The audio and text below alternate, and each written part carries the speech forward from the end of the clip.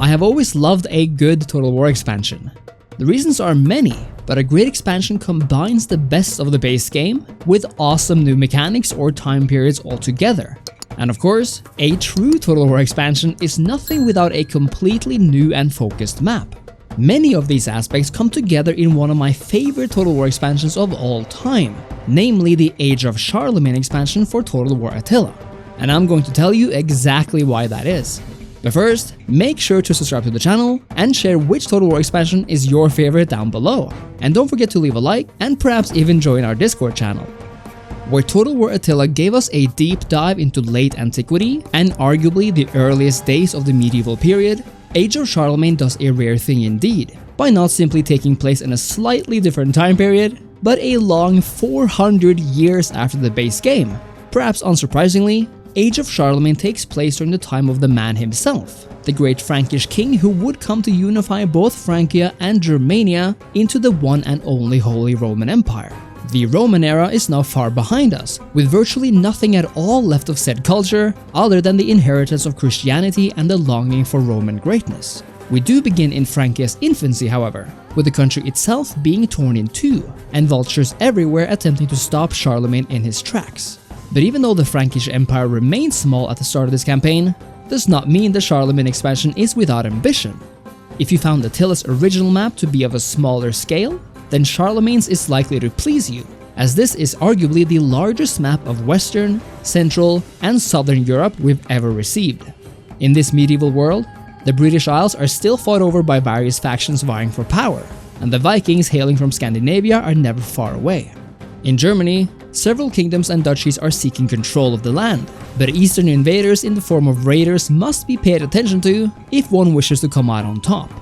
Closely linked is Italy, a peninsula no longer unified by one empire, but divided into several smaller and larger powers, including both the new hegemony of the Kingdom of Lombardia, while the Eastern Romans once again seeks to regain control from their foothold in Sicily.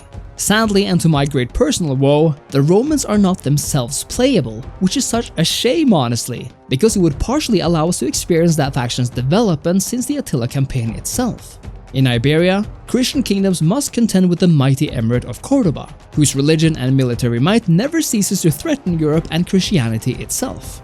This entire geopolitical theater ultimately sets the stage for the main event, Charlemagne and Western Francia itself, located smack down in the center of all of this. Part of what makes this campaign so much fun is that number one, because of its focus and number of powerful factions at the beginning, it doesn't take long before things become intense. 2. Each faction is equipped with their very own missions and long-term campaign goals. Charlemagne is for example tasked with uniting the Frankish lands and becoming the true Frankish king, with a series of events portraying this rise to power. As Mercia in Britain, it's possible to unite the various provinces and form the Kingdom of Wessex. Features like these are some of my favorite in strategy games because they really help to portray and symbolize your own journey. Sadly though, a major letdown is that there are no real faction banner changes here, and no real tangible changes either, like new mechanics, units, technology, or buildings, which does put a significant damper on the formation of new kingdom titles. Speaking of buildings, however, an aspect I simply adore about Charlemagne is the overhaul of the UI, including the building icons. Even though I strictly speaking do tend to prefer the realistic style of Attila's building icons, Charlemagne adds an artistic flair that I cannot help but love. It's partially because of the authentic look of it all, as these icons just fit that medieval time period so well, based on drawings and paintings from that era. UI changes are in my opinion crucial to provide an expansion or a time period that vital sense of immersion, and especially as it aids in making the expansion feel different from the main game. Despite its highly stylized UI, the icons remain descriptive and realistic rather than abstract. And for me, that makes the entire difference. I personally loathe the turn so many games take from the realistic depiction of buildings to the more abstract look, most recently seen in Warhammer 3, which is also partially why I love the UI so much in that new strategy game, Knights of Honor 2 Sovereign. In this respect then, Charlemagne does a great job in differentiating itself not just from the base game Attila, but sets a unique example when compared to the entire Total War franchise, as there's nothing that looks quite like Charlemagne. Now it's no secret that the base game Attila campaign is horribly optimized, as I'll keep stating over and over until it's fixed. But for whatever reason, Age of Charlemagne runs so much better. I don't know if it's because of the way the terrain is made, the amount of factions or whatever, but facts are facts. This campaign is pure performance bliss compared to Attila, and if you wanted to play with Attila's mechanics but found the game too laggy, then Age of Charlemagne is probably the campaign your computer will enjoy the most. As is often the case for more focused campaigns, however, your mileage will vary when it comes to the battlefield.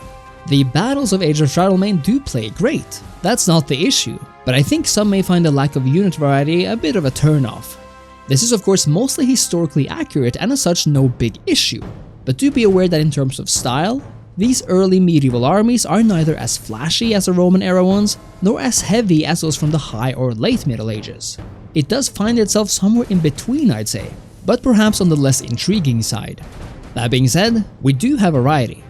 The Central European factions are different from the Vikings, and of course very much different from the Muslims in the south, which poses somewhat more mobile and cavalry-focused units. This fact further adds to the tragedy of the Eastern Roman Empire not being playable, as the Romans would certainly have added a lot of flair and a unique army makeup compared to the rest of Europe.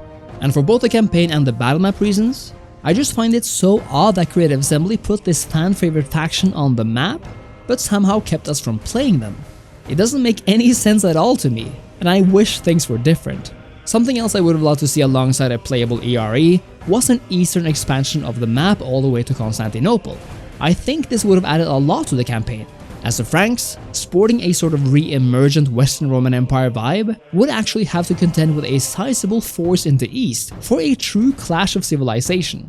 I think the fact that the map just ends in the Balkans is rather arbitrary, and while I of course understand that maps must end somewhere, this period did see a brewing geopolitical conflict of both physical and spiritual manner in Western Christianity versus Eastern. Charlemagne and the Pope versus the Emperor and Patriarch in Constantinople, and to have seen just a bit more of that, for example with the inclusion of more Eastern Roman lands, would have meant a lot for this campaign, and, I believe, its popularity and legacy. Luckily, as is the case for most Total War campaigns, modders come to the rescue, and in a lot of ways answer my prayers. None of them sadly managed to expand the map to Constantinople yet, but they do add much needed flavor to the game. Faction icon mods let you spice up your kingdom if you want new symbols once you form these lovely new titles. And what's more, we're finally able to actually play as the Eastern Romans. It's such a thrill honestly to play with these units which haven't really seen the light of day in Total War since Medieval 2, and they've even made unique missions for the Romans, which completes this package. There's a slew of minor but amazing mods like this out there, but perhaps my favorite Charlemagne mod is none other than Age of Vikings. As you might guess, Age of Vikings takes us even further into the medieval period after Charlemagne's death and into the true Viking Age.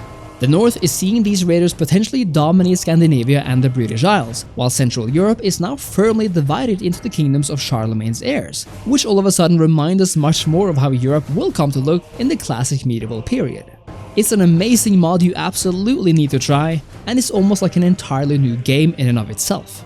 Age of Charlemagne is a fantastic campaign with its main shortcomings being a lack of Eastern Roman Empire as a playable faction and the map itself, which I wish would extend all the way to the Bosporus. It offers an exciting take on the birth of medieval Europe and performs better than the main game to boot. Modders complement the game further and adds that flavor the campaign sorely needed, and as always, I am deeply in their debt. If only Attila had been marketed a bit better, and let's face it, performed better so that people would actually want to play it, I imagine even more love could have been put into this campaign and the game as a whole. And as the map is gorgeous, I wish modders would embrace this campaign further. A mod like Medieval Kingdoms 1212 would arguably fit even better on the Charlemagne map, for example, especially if one focused on more Eurocentric affairs and stayed away from the Crusades and the East. But for what it is, Age of Charlemagne is an awesome expansion to Attila, and one I'm glad Creative Assembly dared to make. If you enjoyed this video, please consider leaving a like and subscribing to the channel, as it really helps me out a lot. Make sure to join our Discord server as well, and consider becoming a YouTube member. Thanks again, and I'll see you next time. Cheers!